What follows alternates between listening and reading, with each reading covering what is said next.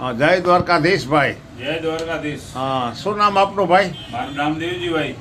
દેવજીભાઈ, કયું ગામ આપનું? દેવજીભાઈ, ગામ નાના અંગે, કચ્છમાં.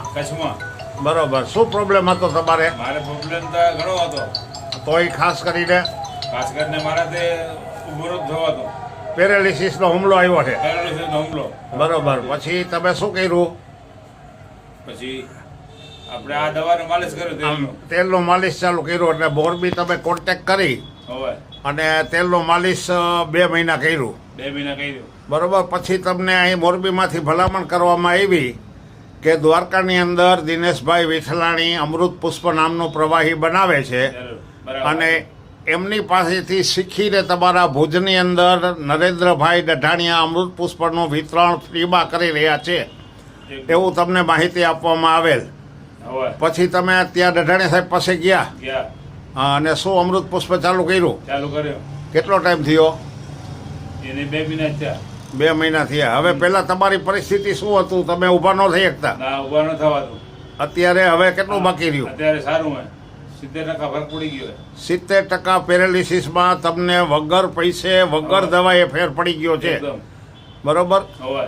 અને અમારે દિનેશભાઈનું દ્વારકાનું એક અભિયાન છે કે આવા જે દર્દીઓ છે, કેન્સરના દર્દીઓ છે, પેરાલિસિસવાળા છે, નળી બ્લોકેજવાળા છે, એ લોકોને વગર પૈસે જે ડૉક્ટરો અમુક લેભાગુ ડૉક્ટરો જે કાપી નાખે છે અને ખોટી સલાહ આપે છે, એટલા માટે થઈને આખું અભિયાન ઉપાડ્યું છે. અને એના હિસાબે એના વિતરકો સુરતથી માંડી અને ભુજ સુધી અને આમ ગોંડલથી માંડી અને ગાંધીનગર સુધીના અમારા બધા વિતરકો અમૃત પુષ્પ ફ્રીમાં આપી રહ્યા છે.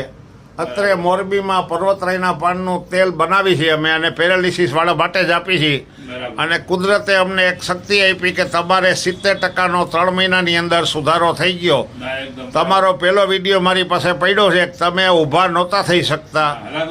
પછી દર મહિને દર અઠવાડિયે તમારો વિડીયો આવતો, હું જોતો. તમારા વિડીયોની અંદર તમારા ભાઈઓ, તમારા છોકરાઓ તમને માલિશ કરી દેતા અને એ લોકોની સેવાથી તમને આટલું બધું રિઝલ્ટ આવ્યું છે. અને આજે 3 મહિને તમે અત્યારે મોરબી આવ્યા છો.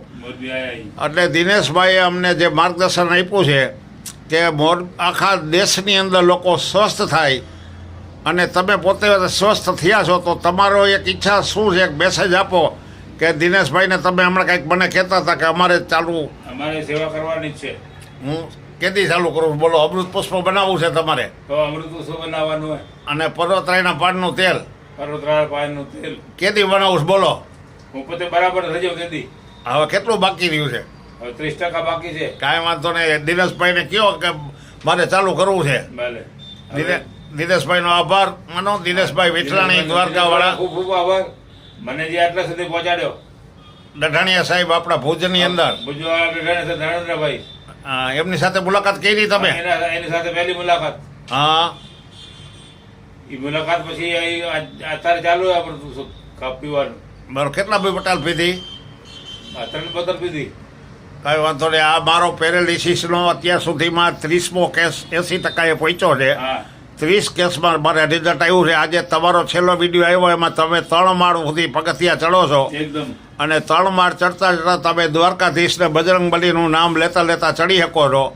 જે પથારીમાં ઊભા નહોતા થઈ શકતા એ આજની તારીખમાં તમે 3 માળના પગથિયા ચડીને આવ્યા છો અહીંયા અને પ્રસંગમાં આવ્યા છો. જય દ્વારકાધીશ. જય બજરંગબલી.